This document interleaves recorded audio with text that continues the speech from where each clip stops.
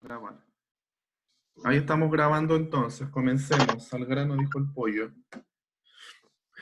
La semana pasada vimos lo relativo a enlaces y átomos, ¿cierto? Dijimos que antes de hablar de sólidos, de materiales, tenemos que hablar del átomo. Y para eso teníamos que partir con modelos atómicos. Dijimos que un modelo atómico es una explicación a la estructura de un átomo, y esto se hace para explicar sus propiedades y funcionamiento, y vimos 8 modelos atómicos rápidamente, que fueron el de Dalton, el de Thomson, ¿cierto? ¿Sí? El de Rutherford, aquí, ¿cuál era el del budín de pasas? Creo que el de Thomson, ¿cierto? Luego vimos el de Rutherford y ahí como que ya empezó a tomar un poco más de forma, donde decía que los electrones circulaban o que tenían órbitas circulares alrededor del núcleo, lo que eh, conllevó, ¿cierto?, a que se pudiesen desarrollar los modelos de Bohr, etcétera, con mejoras, ¿cierto? Porque cuando sabemos que hay un movimiento circular y esto está acelerado, entonces va perdiendo energía y por lo tanto debería caer en forma de espiral, que es lo que dice ahí, hacia el núcleo atómico. De ahí vino el modelo atómico de Bohr y después solo se fueron introduciendo mejoras leves, pero importantes al modelo de Bohr y el anterior.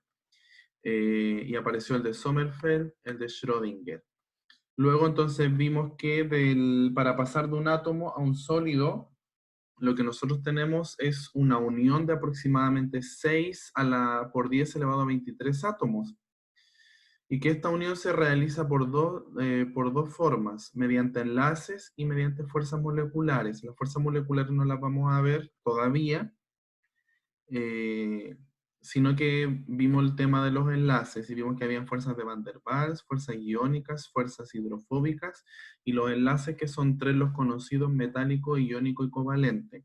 Vimos también que este enlace se produce cuando se minimiza la energía de enlace, que es la curva roja dentro de este gráfico, y vimos que los tipos de enlace producen diferentes sólidos o sustancias moleculares, pero nosotros nos vamos a centrar solo en los sólidos porque trabajamos en sólidos. El iónico genera sólidos iónicos como la sal, la fluorita; el covalente, sólidos covalentes como el diamante y el cuarzo; y el metal, pues asociado a los elementos metálicos como cobre, hierro, iridio, etc. Habían tres principios a los que respondían los enlaces químicos, o sea, se producen estos enlaces químicos para responder a tres principios fundamentales, que son los que se encuentran acá, que es establecer si las moléculas o átomos se combinan para obtener un estado energético menor. Se utiliza la notación de Lewis para saber qué átomos tienden a ceder electrones o cuáles tienden a captar electrones de acuerdo a los que se encuentran en el último nivel orbital, que es los electrones de valencia. Y en tercer lugar, rige la regla del octeto o la del nivel completo, que quiere decir que los átomos generan enlaces para completar su último nivel. Vimos el enlace iónico entonces, que es cuando se ceden electrones.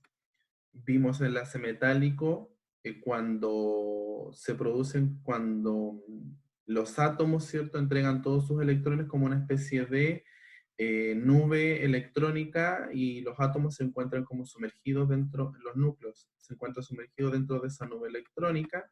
Y vimos el enlace covalente, que es cuando no hay cesión de electrones, sino que se comparten electrones, como el caso del agua. Vimos también que qué tipo de enlace se formaba dependía, entre otros parámetros, pero principalmente de la electronegatividad.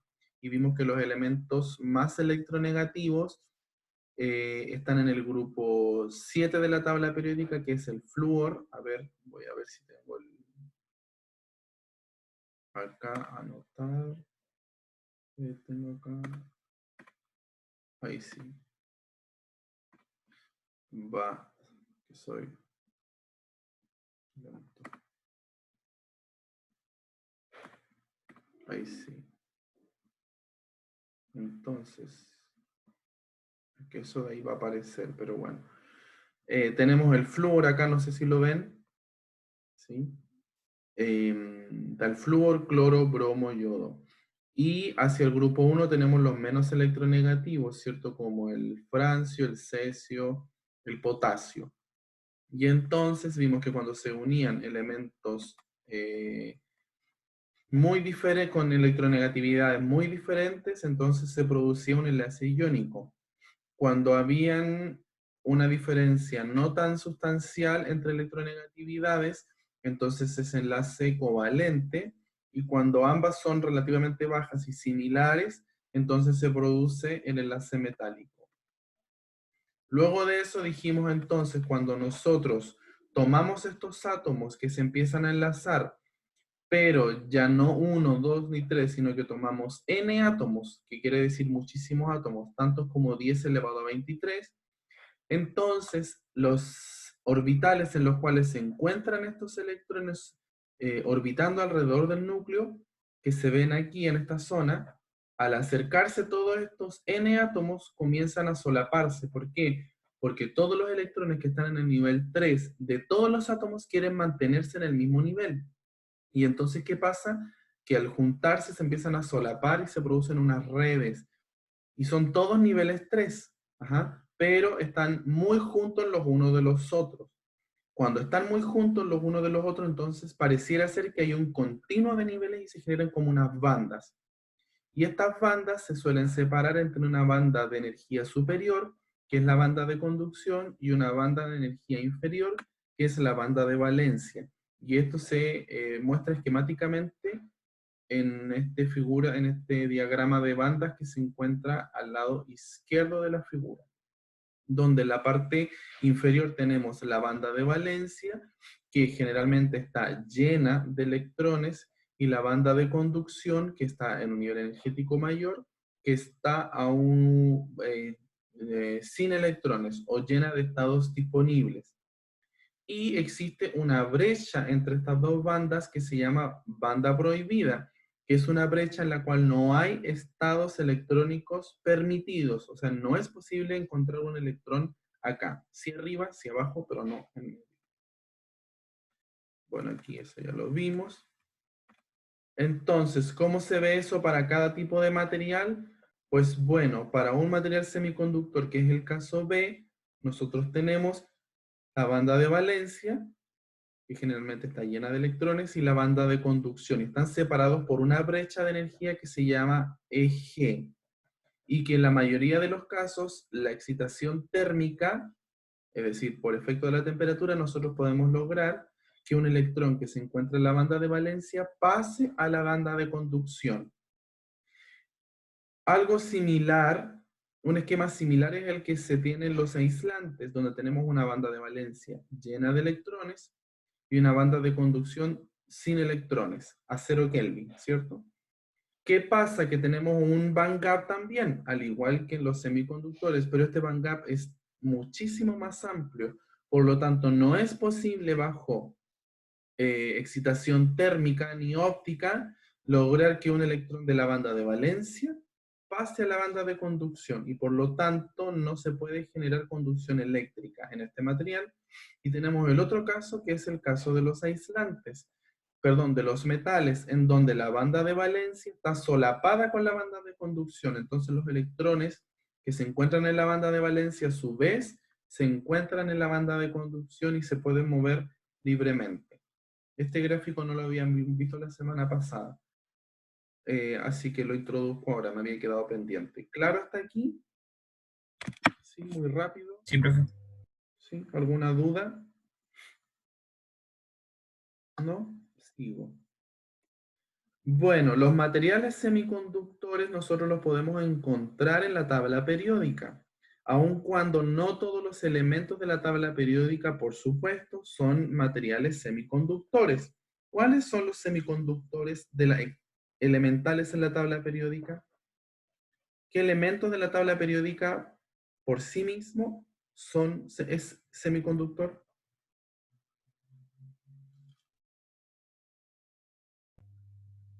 El silicio. El silicio, perfecto. ¿Cuál más? Son dos.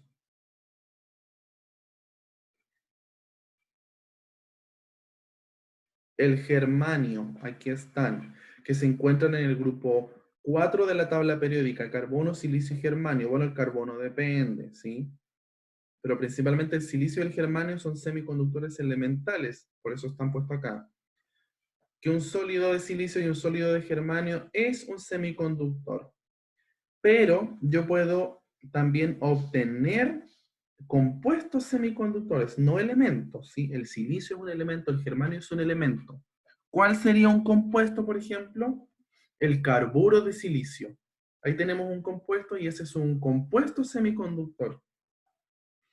Y podemos generar una diversa gama de compuestos semiconductores binarios, terciarios y hasta cuaternarios, con diversas combinaciones de elementos de la tabla periódica que principalmente van desde el grupo 2 hasta el grupo 7. Generalmente los semiconductores, los compuestos semiconductores que se obtienen son a partir de compuestos que se forman con elementos de estos grupos, como por ejemplo, acá abajo tenemos el fosfuro de aluminio, el arsenuro de galio, el nitruro de galio, etc. Esos son compuestos binarios del grupo 3,5, ¿cierto? 3, boro, aluminio, galio, indio, y 5, nitrógeno, fósforo, arsénico y antimonio. Y también tenemos otros grupos que son semiconductores muy importantes en la electrónica moderna, que son los compuestos del grupo 2, 6, como el zinc y el cadmio, con los del grupo 6, que son el selenio, el telurio y el azufre. Entonces tenemos, por ejemplo, sulfuro de zinc, seleniuro de zinc, sulfuro de cadmio, etc. También hay otros semiconductores a base de óxidos, como el dióxido de titanio, el óxido de zinc, el óxido de oxicloruro de bismuto, etc. Y esos son ternarios, por ejemplo. El BioCl, que es el que trabaja Brad, que es bismuto, oxígeno y cloro, es un semiconductor. También existe el oxiyoduro de bismuto, que es reemplazar el cloro por el yodo. Existe también el cobre indio azufre, que son ternarios. Existen los cuaternarios, que son cobre indio, galio, azufre, o selenio, etc. Entonces, como ustedes pueden ver dentro de la tabla periódica, los elementos que más se destacan para hacer uso de semiconductores son estos que están acá. También faltó el cobre, sulfuro de cobre, seleniuro de cobre, son elementos, son compuestos semiconductores de gran relevancia para la electrónica. ¿Cuál es la característica que destacan los materiales semiconductores de los aislantes y los metales? Por ejemplo, nosotros tenemos los aislantes que se encuentran en este sector. ¿Están viendo el cursor, cierto? ¿Sí? ¿Con la cabeza puede mover? Sí. Perfecto. El vidrio, el óxido de níquel, el diamante, el azufre y el cuarzo fundido, ustedes se dan cuenta que son elementos con una conductividad muy baja. Acá abajo tenemos conductividad y aquí resistividad. Y tienen valores más bien puntuales, es decir, el vidrio tiene una resistividad de aproximadamente entre 10 a la 10, menos 10 y 10 a la menos 12 Siemens por centímetros. Pero es más bien fija. Y por otro lado tenemos los metales, como la plata, el cobre, el aluminio, el platino y el bismuto, que tienen una alta conductividad y también es más bien puntual. Sin embargo, tenemos los materiales semiconductores, cuya principal característica es que su valor de conductividad o resistividad puede variarse en un amplio rango, cambiando varios órdenes de magnitud. Por ejemplo, el germanio puede ser tan conductor como, por ejemplo, de orden de 100 Siemens por centímetro, y a la vez puede ser tan resistivo como 0.021 Siemens. Entonces, ven, se puede variar. El caso más crítico es el del arsenuro de galio. Fíjense que puede ser tan conductor o cercano, ¿cierto? Uno o dos órdenes de magnitud cercano, por ejemplo, al bismuto, pero además puede ser muy resistivo. Entonces, esa es una de las principales características de los semiconductores.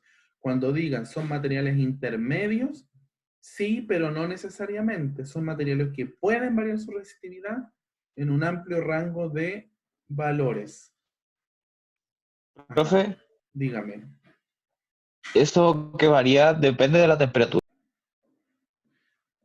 Muy buena pregunta. La resistividad de un material es una, deme un segundo, es una propiedad No como la resistencia, ¿cierto? La resistencia depende del espesor o de la longitud.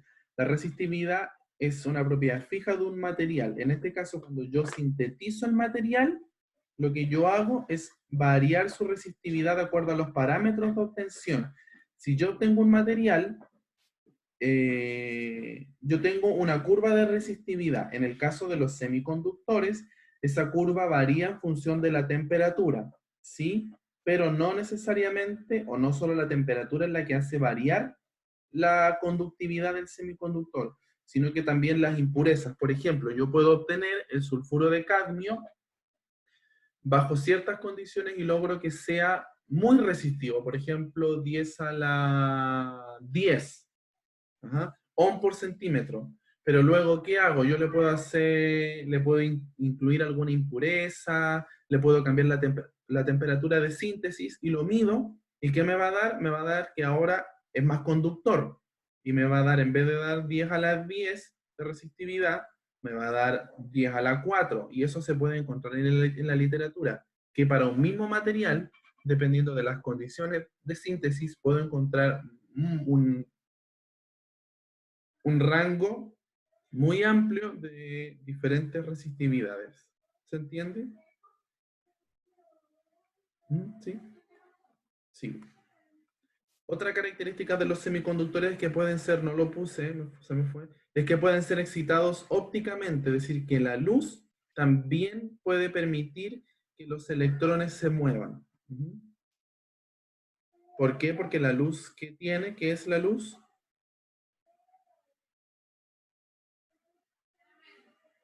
¿Qué le entrega la temperatura? Volvamos acá. ¿Qué le entrega la temperatura al semiconductor que permite que un electrón pase de la banda de valencia a la banda de conducción? Brad, ¿Cómo, profe? ¿qué es ¿Qué lo que se- la temperatura le entrega al material semiconductor para que un electrón pase de la banda de valencia a la banda de conducción?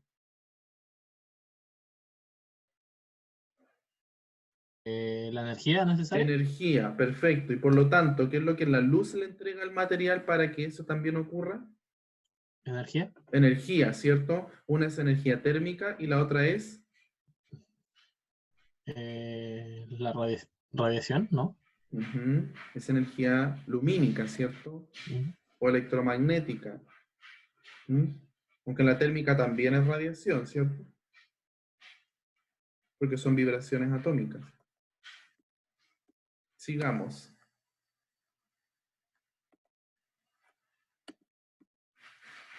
Dentro de los materiales semiconductores existen dos tipos de materiales que son los intrínsecos y los extrínsecos.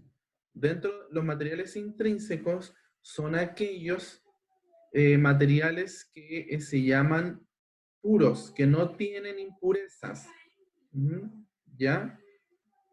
Por ejemplo, podemos tomar el caso del silicio, que tiene la estructura de Lewis. El silicio tiene 4 electrones de valencia, ¿cierto? Entonces, si yo quiero formar un sólido de silicio, por ejemplo, acá, este silicio se une con otro átomo de silicio y ponen un electrón cada uno, acá también, acá también, acá también. Y si se fijan, el átomo del centro de silicio ya quedó con 8 electrones y completó su configuración. Esto mismo lo podemos proyectar hacia todos los demás átomos. Y el silicio forma entonces, si está compartiendo electrones, un enlace covalente. El silicio entonces tiene enlace covalente.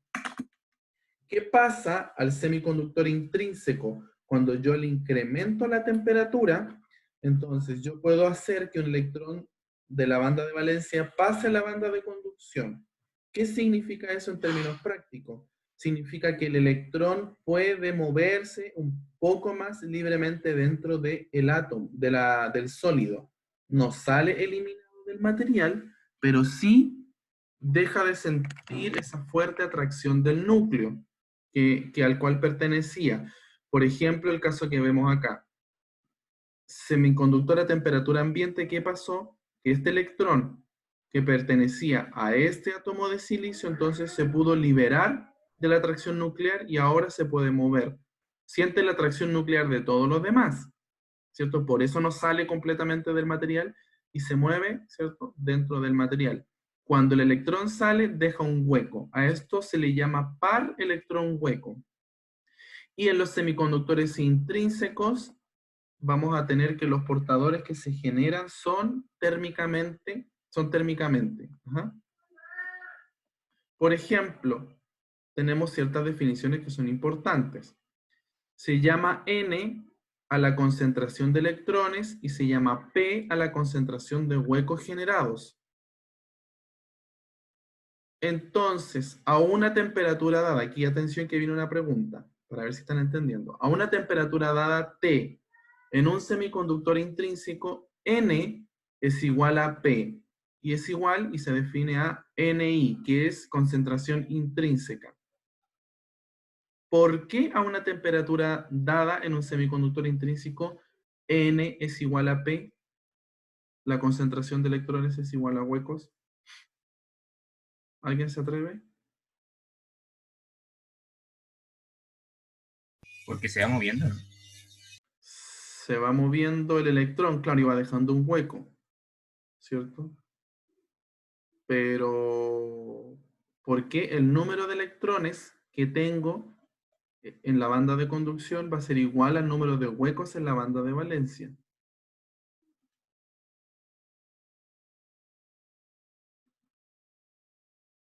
Ujú. Tun, tun, tun, tun. ¿Cierto? Porque yo elevo la temperatura y permito que un electrón de la banda de valencia pase a la banda de conducción y me dejo un hueco. Entonces yo les digo, y en general, para una temperatura dada 300 Kelvin, voy a tener que el número de electrones que se han generado es igual al número de huecos que se han generado. ¿Por qué? ¿Por qué tiene que ser Porque, igual y no puede ser diferente?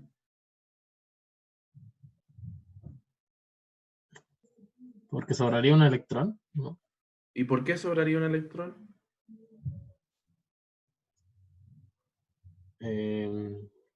No sé. ¿Por qué no pueden haber más electrones que huecos en un material intrínseco?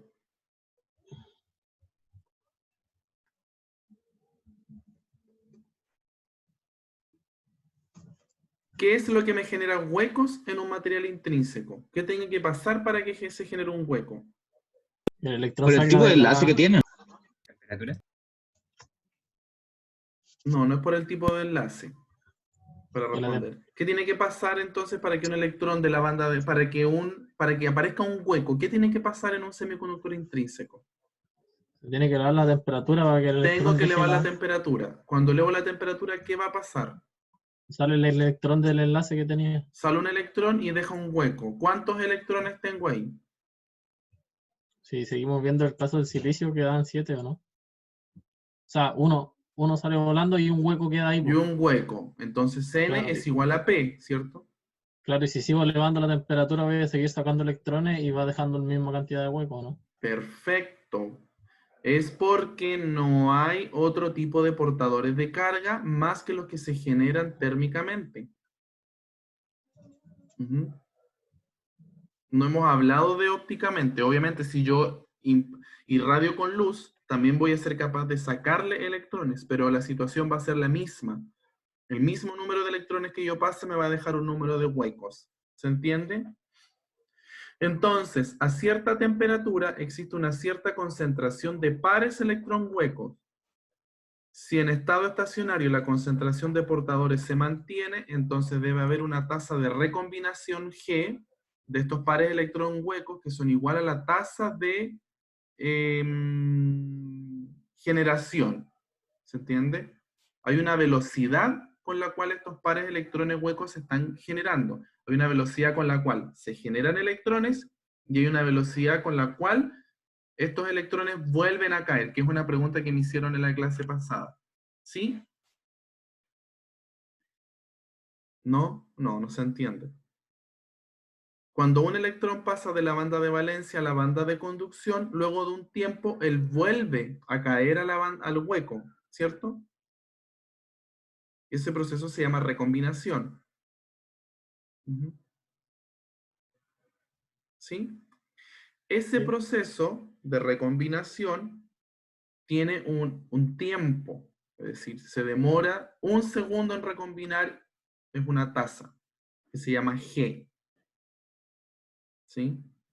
Pero al mismo tiempo yo tengo una tasa que compite con esa, que es la tasa con la cual estoy generando electrones. Entonces, estoy generando tantos electrones que suben y al mismo tiempo otros electrones están bajando. ¿Sí? Y entonces, en un semiconductor intrínseco, esas tasas son iguales para una temperatura fija. Yo aumento la temperatura o disminuyo la temperatura y cambian. ¿Por qué tienen que ser iguales? Porque entonces, si no son iguales, N no sería igual a P, ¿cierto? Porque si yo digo, se están recombinando más rápido, entonces, ¿qué quiere decir? Que voy a tener más rápido de lo que salen. ¿Qué va a pasar? Es que en cierto punto voy a tener más portadores positivos que portadores negativos. ¿Se entiende? Perfecto. ¿Sí? Va a tener más electrones que huecos en el caso que dijo recién, ¿o no? O sea, se va a empezar a reducir el número de electrones en la banda de conducción. Por ejemplo, si yo digo, la tasa de generación son 5 electrones por minuto, y digo, pero la de recombinación son 20 electrones por minuto, quiere decir que como en 20 segundos ya no voy a tener electrones en la banda de conducción, porque ya todos se van a ver recombinados. ¿Se entiende? Sí.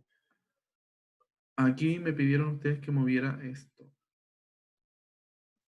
Acá tenemos un gráfico que también me habían preguntado que relaciona la concentración de los portadores en función de la temperatura. Y entonces, como bien decía Brad, conforme aumenta la temperatura, la concentración de estos portadores también aumenta. Se dan cuenta aquí de 250 hasta 500. Y tenemos esta concentración de portadores en diferentes materiales: germanio, silicio, arsenuro de galio, y este es un aumento más o menos lineal, ¿sí? Es lineal, la concentración de portadores. Por otro lado, tenemos ahora a los semiconductores extrínsecos, que también se les llama dopados. Estos materiales extrínsecos tienen la diferencia con los anteriores en que desde el momento que yo creo el material semiconductor, ya tengo más portadores de un tipo que de otro. Es decir, desde el principio de que fabrico el material, ya voy a tener más electrones que huecos. Por ejemplo, tenemos el material de silicio, ¿sí? Y yo el silicio lo dopo con un material de fósforo.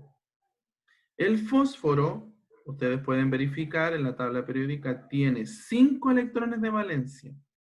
Entonces, ¿qué pasa? Cuando forman los enlaces con el silicio, va a formar un enlace con un silicio y va a tener un electrón. Con otro electrón, y va a completar 4. Pero ¿qué va a pasar? Que le va a sobrar un electrón. Entonces, desde el momento que yo tengo el material a muy baja temperatura, ya voy a tener un electrón sobrante. Y para este electrón no existe ningún hueco, porque no hay huecos disponibles para este electrón, ¿cierto? Si yo elevo la temperatura, ¿qué va a pasar? Lo mismo que la vez anterior. Voy a lograr sacar un hueco.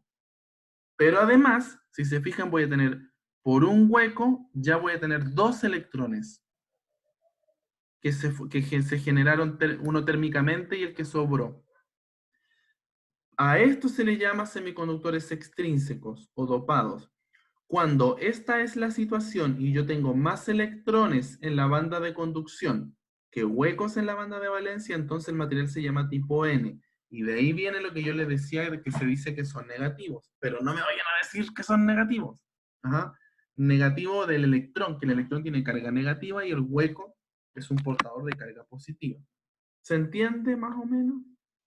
¿Sí? Y profe, tengo una duda. ¿Se le llama materiales dopados conforme a la cantidad que tengan? O sea, en este caso el fósforo está en menos cantidad que el silicio, o no tiene nada que ver la cantidad. Ajá, sí, cuando yo añado una pequeña cantidad, es dopado. Cuando yo añado una, a ver, estoy usando adverbios de cantidad que me cargan, pero por ejemplo, generalmente cuando yo digo, tengo silicio dopado con flúor, o con fósforo, perdón, ¿qué estoy diciendo? Estoy diciendo que tengo una concentración de flúor no mayor al 30%, 40%. Yo no sé si hay un criterio, pero cuando ya yo digo tengo 50% de silicio y 50% de flúor, de fósforo, ya es una aleación, ¿cierto? Porque ya tengo mucha mayor concentración de el dopante. Los dopantes generalmente son pequeñas cantidades, 5%, 10%, 3%, etc. ¿Se entiende? En general, para hacer un semiconductor tipo N, o sea, para convertir un material intrínseco, semiconductor intrínseco, en uno extrínseco, yo necesito muy poca concentración de átomo de dopante. En este caso en particular, tenemos que para los semiconductores extrínsecos, las concentraciones de electrones y huecos en equilibrio son N0 y P0. Ya no se llaman N ni P, se llaman N0 y P0. Para el caso de los semiconductores tipo N, se cumple que siempre N0 es mayor que P0 y por supuesto mayor que la concentración intrínseca de un semiconductor intrínseco Ni. ¿Sí? Entonces, esto es importante en un semiconductor tipo N, siempre el número de electrones en la banda de conducción va a ser mayor que los huecos, que el número de huecos en la banda de valencia. Tenemos el caso contrario, que es un semiconductor tipo P. En vez de dopar el silicio con fósforo, lo dopamos con aluminio. El aluminio no tiene 5 ni 4 electrones de valencia, tiene 3. Entonces, él solo forma 3 enlaces con el silicio y le falta un electrón. Al faltar ese electrón, lo que hace es que queda un hueco. Entonces, desde la formación de este material, entonces ya queda un hueco. Y cuando yo elevo la temperatura, ¿qué va a pasar? Voy a tener electrones que se generan térmicamente y el hueco, pero a su vez voy a tener el hueco que ya se había formado desde antes. ¿Se entiende? En este caso en particular, se cumple que, no sé cómo puedo correr esta barra de acá, ahí sí. Se cumple que la concentración de huecos en la banda de valencia es mayor que huecos en la banda de conducción, de electrones en la banda de conducción. ¿Se entiende? Y acá viene algo muy interesante que yo creo que les va a ayudar a entender todo esto que estamos viendo. Si yo considero un material semiconductor y calculo la concentración de portadores, en este caso de electrones, en función de la temperatura. Yo aquí tengo que voy incrementando la temperatura hacia acá. ¿Se ve? Hacia la izquierda voy incrementando la temperatura. Veamos el caso de esta línea punteada, que era el caso del semiconductor intrínseco. Cuando yo aumento la temperatura, la concentración aumentaba linealmente. ¿Se acuerdan? Obvio, porque estoy incrementando la temperatura, ¿cierto? Y estoy permitiendo que los electrones pasen de la banda de valencia a la banda de conducción. ¿Sí? Perfecto. Pero en el caso de los semiconductores que están dopados, pasa un fenómeno muy interesante. Pasa que apenas yo incremento la temperatura, tengo, por supuesto, un incremento lineal de la concentración de portadores por efecto de la ionización, quiere decir que estamos arrancando algunos electrones, pero luego en un amplio rango de temperaturas, ¿sí? Aquí estamos hablando de temperaturas muy bajas, ¿ah? Pero luego, cuando ya incrementamos la temperatura, nosotros no tenemos un aumento de la concentración de portadores, sino que lo vemos plano. ¿Por qué?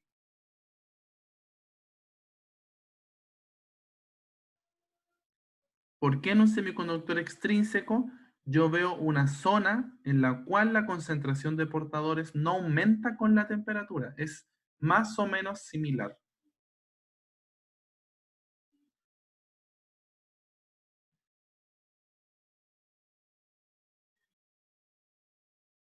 Carlos. ¿Es extrínseco o intrínseco? ¿Lo alcanzan a ver? Este de acá, toda esta curva sólida es el extrínseco. Y la curva punteada es el intrínseco. En el intrínseco nosotros ya vimos que era una relación lineal entre la temperatura y la concentración de portadores, de electrones, digamos en este caso. O sea, yo aumento la temperatura y aumento el número de electrones en una curva que tiene una forma lineal. Esto es cuando es intrínseco. ¿Por qué? Porque dijimos que los únicos portadores que existían eran los pares electrón-hueco. Se genera un electrón y se genera un hueco. Entonces, si yo aumento la temperatura, comienzo a generar más electrones y más electrones y más electrones. Pero acá estamos viendo que hay una zona en los semiconductores extrínsecos, que son los dopados, donde ya no solo tengo electrones que se generaron térmicamente, sino que también ahora tengo electrones que se generan, que venían desde el proceso del dopaje. ¿Sí? Entonces, yo aumento la temperatura, genero electrones, pero además yo ya tenía electrones de antes. ¿Por qué? Porque lo dopé para que así fuese. La pregunta es, ¿por qué en un semiconductor extrínseco tenemos esta zona en la cual cuando aumento la temperatura no se aumenta la concentración de electrones?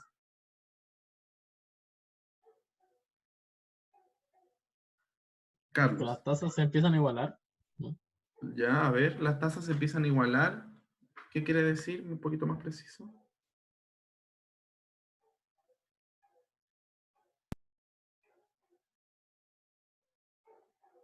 O sea, no sé si igualar, pero quizá una tasa, la de recombinación puede disminuir en cuanto a las que van saltando los electrones o aumentar, entonces por eso se mantiene la línea. Ya, pero vamos a suponer, sí, puede ser, pero vamos a suponer que las tasas se mantienen más o menos iguales. ¿Sí? Para una temperatura fija, tenemos la misma tasa. O sea, que para cada temperatura, las tasas de recombinación y la de generación son más o menos la misma. ¿Por qué ¿A qué se puede deber esto? Si yo tengo un material semiconductor y yo lo dopé con, suponte le puse 20, le puse 100 electrones más, ¿cierto? Lo dopé y lo hice tipo N. Le puse 100 electrones más. ¿Me siguen? ¿Sí? Perfecto. Luego le elevo la temperatura y le saco un electrón. ¿Sí? Cuando cuente el número total de electrones a esa temperatura, ¿cuántos electrones voy a tener? 101. 101. Si le elevo un poco más la temperatura y le saco 2 electrones más a esa 102. temperatura, voy a tener 103, porque saqué 2 O más. sea, ¿Cierto? porque quizá llega un momento que no puede sacar más, ¿no? Ya. ¿Me O siguen sea, la que no, idea o no? Luego voy o a sea, que aumentar sí. la temperatura, ¿cierto? Y voy a sacar 4 electrones más que se suman a los 3. Voy a tener 107. Entonces ya he realizado 3 aumentos de temperatura y he sacado solo 7 electrones que se suman a los otros 100. Si yo hago el conteo total de electrones que se generaron, el número de electrones que se generaron térmicamente comparado con los que yo tenía, ¿cómo es? Muy bajo. Muy bajo. Entonces, si ustedes se dan cuenta, fíjense en el gráfico. El gráfico comienza con una concentración de electrones ya de 10 a la 14 más o menos. Entonces, ¿cuánto tendría yo que agregar más electrones para que se logre ver un efecto de la temperatura? Por eso, cuando yo tengo una temperatura más o menos no tan baja, ¿cierto? Porque se produce el proceso de ionización. Tenemos acá que conforme aumenta la temperatura, no se ve un aumento de la concentración de electrones. ¿Por qué? Porque ya tengo tantos con los que dopé que le estoy sumando 2, 4, 1000 electrones, pero 1000 electrones comparado con 100.000 electrones no son nada. Por eso se ve plano. hasta que llega un momento en que ya he generado tantos electrones térmicamente que ya se une a la tendencia que debería tener el material si fuese intrínseco. ¿Se entendió? Sí, profe. Súper. Sí. En resumen, ¿qué tenemos? Tenemos que están los semiconductores intrínsecos y los extrínsecos. Los intrínsecos suelen tener poca aplicación en la electrónica. Los que más se ocupan son los intrínsecos. Otra cosa, los extrínsecos son súper importantes. ¿Por qué? Porque no modifican su conductividad, su número de portadores en función de la temperatura. Eso es súper importante. Si yo tengo un material que con la temperatura cambia mucho, no me sirve para la electrónica. A mí me sirve que se mantenga más o menos una concentración más o menos constante en un amplio rango de temperatura. Y esa es una propiedad muy importante de los extrínsecos. En resumen, tenemos los tipo N, que se ven acá arriba, y cómo se representan. Se representan de esta forma. A 0 Kelvin, que es el cero absoluto, el semiconductor tipo N está su banda de valencia llena de electrones y su banda de conducción llena de huecos o sin electrones. Pero cuando yo lo dopo con un semiconductor tipo N, en este caso con el fósforo, lo que hice fue agregar electrones, ¿se acuerdan? Y esos electrones se ubican en un nivel que está en el band gap, pero muy cerca, muy cerca de la banda de conducción. Entonces, con una pequeña excitación térmica como 50 Kelvin, que son como 220 grados bajo cero, yo ya soy capaz de que esos electrones pasen de la banda de valencia a la banda de conducción. Por lo tanto, a 50 Kelvin, si ustedes se dan cuenta, yo ya tengo más electrones en la banda de conducción que huecos. Acá no hay ningún hueco todavía, pero acá arriba yo ya tengo electrones. Por eso se llama tipo N. Y en el tipo P, como ya les había dicho, al dopar, por ejemplo, con aluminio o con boro, lo que yo hago es que me faltan electrones y entonces, ¿qué hago? Se agregan niveles disponibles muy cerca de la banda de valencia. Y entonces, cuando se eleva un poco la temperatura, estos electrones son capaces de pasar a este nivel que se encuentra aquí abajito. Y entonces, 50 Kelvin, ustedes se dan cuenta que tenemos algunos huecos en la banda de valencia, pero ningún electrón en la banda de conducción. ¿Ahora se entiende un poco más? ¿Me siguen? Bueno, y que hay un esquema bastante interesante, ¿cierto? Que nos resume lo que habíamos visto. Por ejemplo, en el dopaje con tipo N, lo que nosotros hacemos es que dopamos un elemento con otro que tenga más electrones de valencia. Se en cuenta que este tiene más. Acá también tenemos el P y lo dopamos con uno que tenía menos. ¿Cierto? Sí. También vimos que esta era la representación de la banda de valencia y banda de conducción y que están separadas por un gap. Vimos también cuáles son los elementos que mayormente se usan para generar semiconductores, ¿ya? Y se encuentran, pueden ser todos estos que se encuentran aquí en este espacio de la tabla periódica, pero mayoritariamente son estos que se encuentran acá. ¿Se entiende? ¿Sí?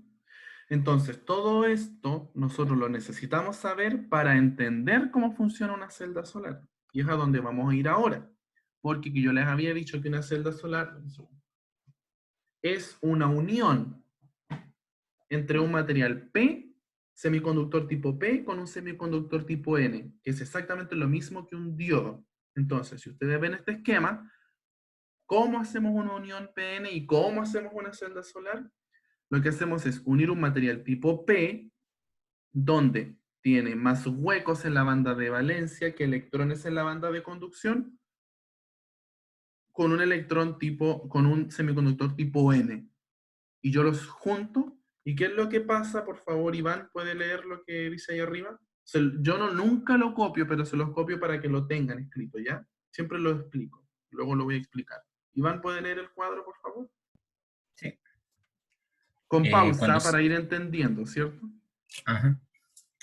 Cuando se unen dos semiconductores dopados, P y N, aparece un fenómeno interesante. Los electrones libres del semiconductor N que están cerca de la unión, que son los puntitos negros. ¿sí? Saltan a los huecos del semiconductor P. para completar los enlaces covalentes que faltaban. Pasan, están mirando, ¿cierto? Pasan hacia este lado de acá. Por cada electrón que salta de N a P, aparece una carga negativa en la zona P y una carga positiva en N. Por supuesto, porque este electrón se fue hacia acá y dejó una carga descompensada y se asocia una carga positiva, y al venirse hacia acá, entonces dejó una carga negativa. Al cabo de un cierto tiempo, la zona P, cerca de la unión, se queda cargada negativamente y la zona N cargada positivamente. Como acá tenemos una carga negativa y acá tenemos una carga positiva, ¿cierto? Estas cargas producen un campo eléctrico dirigido de N a P, el cual se opone a que pasen más electrones de N a P. O sea que no deja pasar más. ¿Cuándo pasa eso? Perfecto. Sí, entendió muy bien. Los electrones que han conseguido saltar a P se mantienen cerca de la unión ya que son atraídos por los núcleos positivos de la zona N. Perfecto, ¿se entiende? A ver, Carlos, muchas gracias, Iván. Carlos, resuma. ¿Qué es lo que ocurre cuando junto un material N con un material P?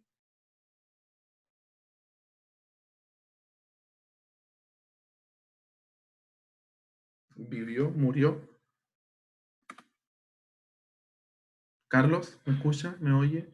¿Me siente? Está sin micrófono. Está hablando por el chat, ¿Qué dice? que no tiene micrófono. Ya, Sin micrófono. que lo haga con mímica. Brad. A ver, ¿qué es eso? Dígame.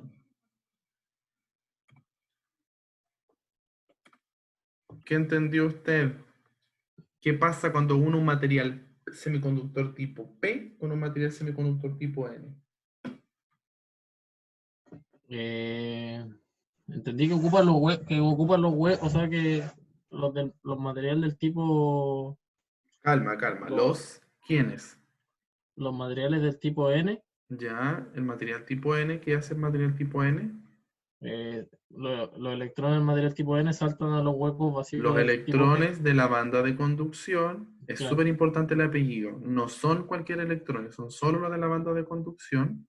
Los de la banda de conducción saltan a la banda de valencia. Saltan a... La banda de valencia de los tipo P. No, pero saltan No, al material tipo P. Perfecto, ya vamos a ver a dónde se van.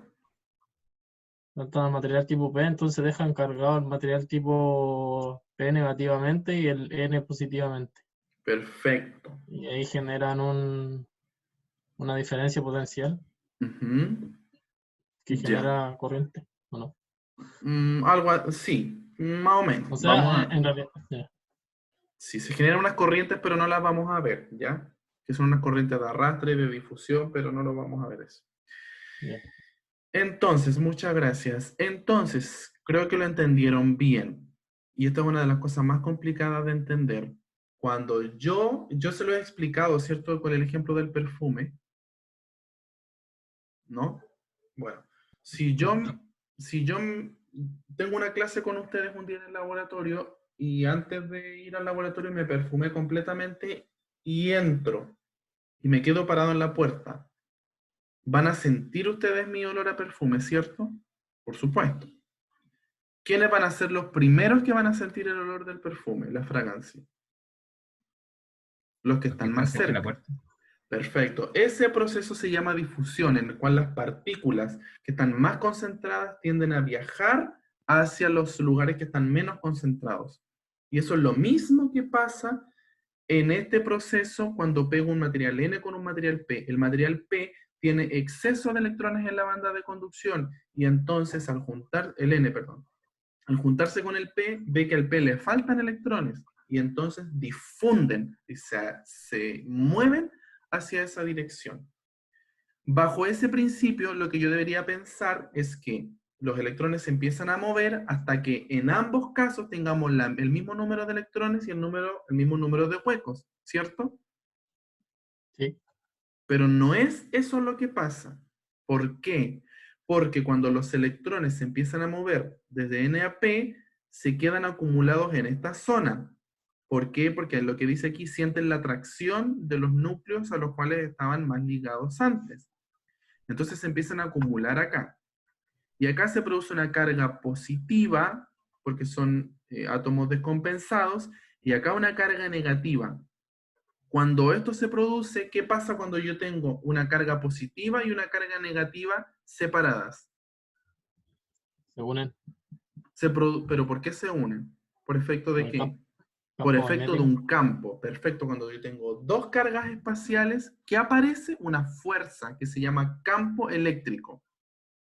Entonces, cuando se aparece este campo eléctrico, inmediatamente se detiene la difusión. No hay más difusión. ¿Por qué no hay más difusión? Porque se Porque opone. Se opone que... O sea, me refiero a que en la fuerza, esa fuerza del campo Ujú. eléctrico como que no deja pasar más electrones a la otra. se opone al movimiento de los electrones. Perfecto, O muy sea, porque bien. los electrones en realidad se deberían mover hacia el otro material porque tiene más hueco, pero no, con ese efecto de campo eléctrico no lo permite, Ujú, o no están así. exactamente, exactamente. Lo que pasa es que los electrones se mueven en sentido opuesto al campo eléctrico. Entonces, si los electrones se estaban moviendo de N a P y el campo aparece de N a P, entonces los electrones no se pueden mover más hacia N. El único movimiento de electrones va a ser de dónde hacia dónde. ¿De vuelta? De vuelta. La única forma que se mueve un electrón ahora entre estos dos materiales va a ser de P a N. Y esa es la gracia de una celda solar. Es que yo obligo a los electrones a moverse desde P a N. Por eso, el material P tiene que ser el que absorba los electrones y el que los genere, perdón, el que absorba la luz y genere electrones. Porque si yo genero electrones en el material N, estos bajo ninguna forma van a poder moverse a P. Por eso cuando hago una celda solar, el material absorbente, que en el caso de ustedes el sulfuro de plomo, tiene que ser P, y el que ustedes pegan arriba, que es el sulfuro de cadmio, tiene que ser N, que es transparente a la luz, porque no me sirve que se absorba la luz en ese material. El material N yo lo necesito para que los electrones se muevan hacia el material N, ¿se entiende? Por eso necesito la unión PN. ¿Más claro? Sí. Entonces, los materiales, ahí obligamos que los materiales, o sea, que el electrón se mueva solo de P a N. Perfecto, tal cual. Ah, Obligamos a que el electrón se mueva solo de P a N. Vamos a andar un poco más. Este mismo esquemita que ustedes tienen acá, fíjense, tenemos el N y el P, y tenemos aquí la zona que se llama zona de carga espacial, es igual a este. El Profe, tengo una N, duda antes dígame. que puede volver la imagen. Ujú. Voy a seguir hablando de lo mismo, ¿ah?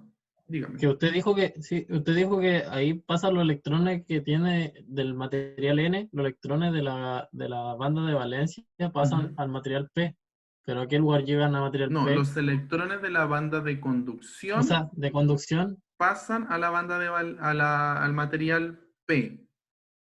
los de la banda de Ah, conducción. los de la banda de conducción del material N, los electrones de la banda de conducción de N, pasan a P. La pregunta que Ya, usted tiene es si es que pasan a la banda de valencia o la banda de conducción del material P, ¿cierto? claro, ¿A dónde van? Lo vamos a ver ahora. Ujú. ya. Entonces, como les decía, tenemos el mismo esquema. N, P, zona de carga espacial, ¿cierto? Campo eléctrico.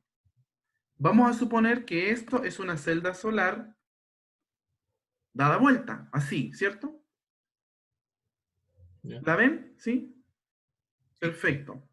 Donde acá tenemos N, acá tenemos P, tenemos los contactos superior, contacto inferior, y la luz viene de este lado. ¿Claro? ¿Sí? Sí. Perfecto. ¿Qué pasa? Pasa que cuando la luz llega al material, llega primero al material tipo N. El material tipo N tiene un amplio bandgap. ¿Qué quiere decir eso?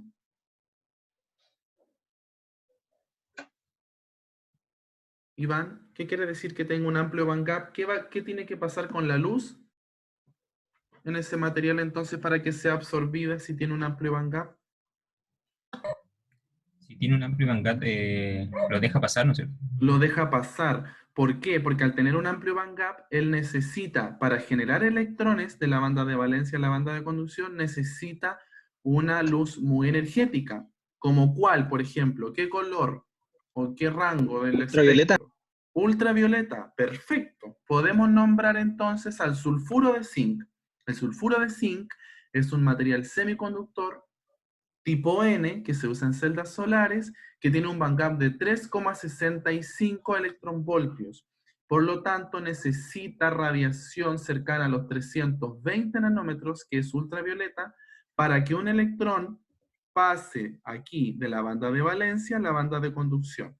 Lo que yo tengo acá abajo es los materiales escritos en forma de bandas, donde acá tengo la banda de conducción y la banda de valencia, ¿cierto? Eso se entendió, es claro.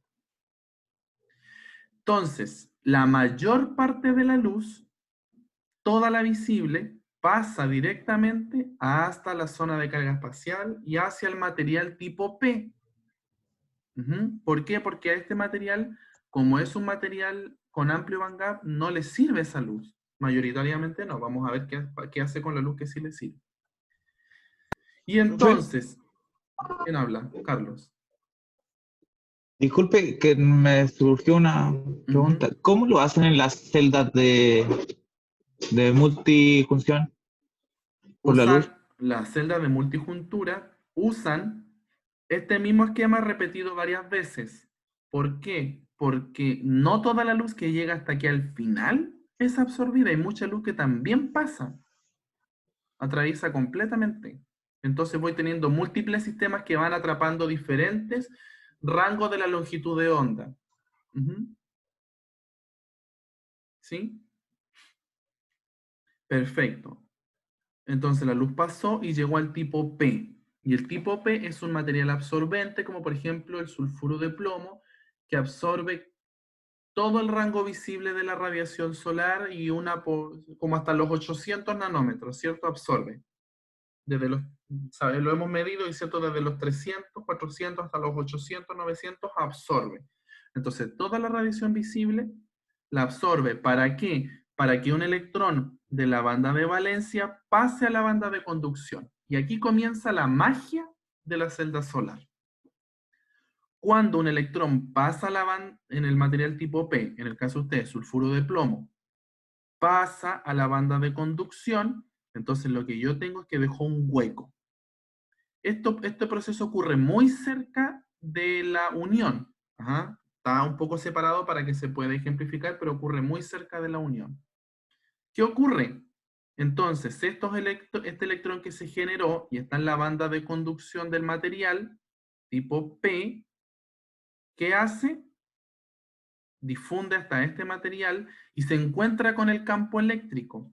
Y al encontrarse con el campo eléctrico, ¿qué le pasa a este electrón que se generó en P? ¿Se puede mover porque se mueven en contra? Se puede mover porque va en dirección opuesta al campo. Y en este caso se dice que el campo eléctrico lo arrastra, lo obliga a moverse hacia N.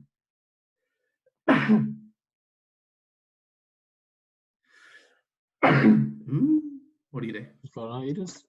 Coronavirus. Un coronavirus. Ya. Entonces, este electrón que se generó se fue arrastrado efectivamente hacia N. Por eso que cuando yo absorbo la luz en P, los electrones se mueven a N. Es el efecto del campo. Por eso los requisitos son tener un material P que absorba y un material N que sea transparente unidos. Ese es el requisito de una celda solar. Sin eso no funciona. ¿Ya? Pero si se fijan, acá abajo se generó un hueco, porque el electrón que se genera al absorber la luz en el P generó un hueco. Y ese hueco también puede difundir y llegar a la zona de carga espacial. Pero ¿hacia dónde se va ese hueco?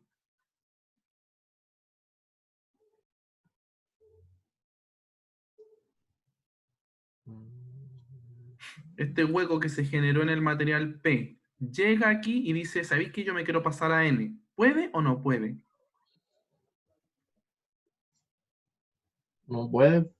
No puede, porque los huecos se mueven en el mismo sentido que el campo.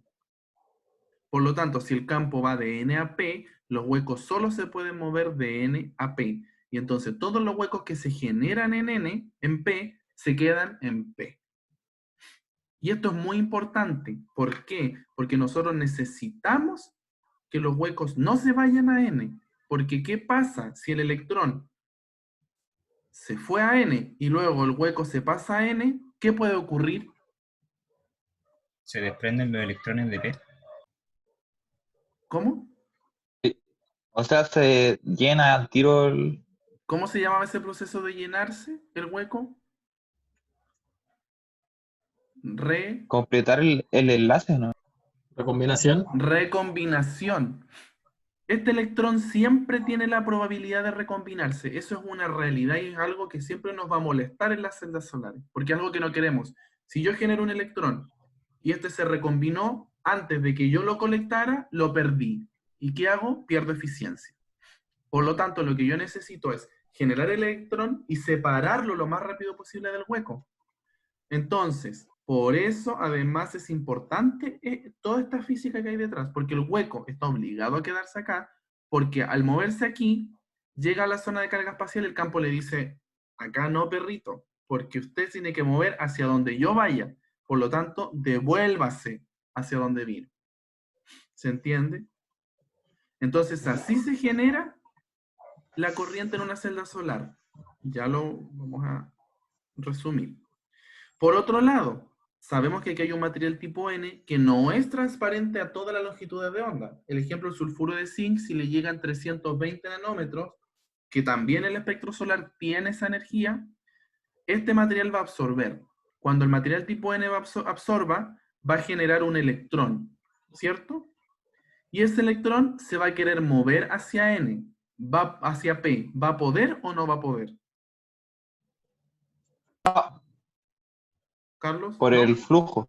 Por Por el el flujo flujo. del campo, porque los electrones se mueven opuesto al campo. Si el campo va de N a P, este electrón no tiene ninguna chance de pasar hacia P. Sin embargo, cuando este hueco se genera, este sí puede moverse hacia el otro lado. Entonces, lo que nosotros tenemos acá es el siguiente esquema. Lo di vuelta para que sea igual. Llega la luz, no se absorbe en N, pasa directo a P. En P se absorbe, genera electrones que finalmente se mueven hacia N. Lo mismo, llega la luz, se absorben la luz acá, y ustedes ven, los electrones se mueven hacia N y los huecos se mueven hacia P.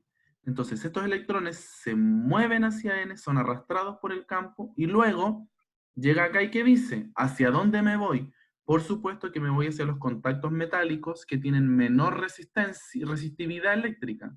Obviamente yo como electrón digo, tengo el camino fácil, que es tomar el metal que no me pone resistencia, o tomar el camino difícil, que es irme hacia otro lugar. Por supuesto que se va hacia el metal.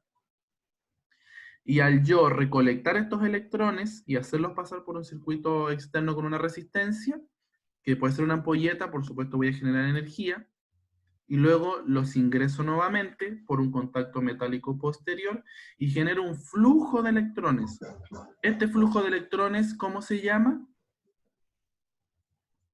Corriente. Corriente eléctrica. Y es así como a partir de la radiación solar yo puedo generar una corriente eléctrica en celdas solares directamente. Yo no necesito, por ejemplo, como en otros tipos de energía, usar un intermediario como una máquina eléctrica, como en la eólica, o por ejemplo en la solar térmica, que ese calor se pasa a un fluido, y ese fluido, ¿cierto? Después se pasa por otra máquina para generar calor. Aunque no todos funcionan así, pero hay algunos que sí. ¿Ya? ¿Se entendió? Sí. Perfecto. Profe, Sí, Dígame. entonces, Usted dijo que este hueco que se puede generar en el material N es cuando no absorbe, o sea, cuando no deja pasar toda la luz. Ujú. Ese puede volver al material P, ¿cierto? Ese sí se puede mover a P, exactamente, que es Ya. en la Y, la línea reco- celeste. y mi otra duda es, ¿la recombinación ocurre en el material P? La, O sea, recombi- antes la, de pasar al reco- material N. la recombinación puede ocurrir en cualquiera de los dos materiales. La recombinación es solo el proceso en el cual un electrón se combina con un hueco. En la práctica, Ah, un hueco es un estado disponible para los electrones y es un estado ya, disponible menos energético. Entonces, el electrón está con mucha energía y quiere descansar. Y entonces ve a ese hueco y él dice, ya me cabrí, me voy a ir a descansar, me recombino. Y ya, se ok. va. Y eso puede ser con cualquier hueco disponible que él encuentre. Porque son estados disponibles, los huecos son estados disponibles para los electrones. Ya, ¿Se entendió? sí. Entonces eso, este electrón que se genera en P puede arrastrarse hacia N y aquí mismo recombinarse. Y eso pasa. Ya, Obviamente yo puedo reducir la probabilidad de recombinación. Y eso lo hago haciendo un material muy cristalino, con una baja resistividad, con pocos defectos, con pocas vacancias, porque todos los defectos aumentan la recombinación. Y la recombinación ocurre mucho en esta zona, ¿sí? Porque aquí tengo unión de dos materiales y ajustarlos a la perfección es imposible. ok. ¿Se entiende? Sí. Ya, dejé de grabar. No dejé de grabar, ¿o sí? No dejé de compartir pantalla.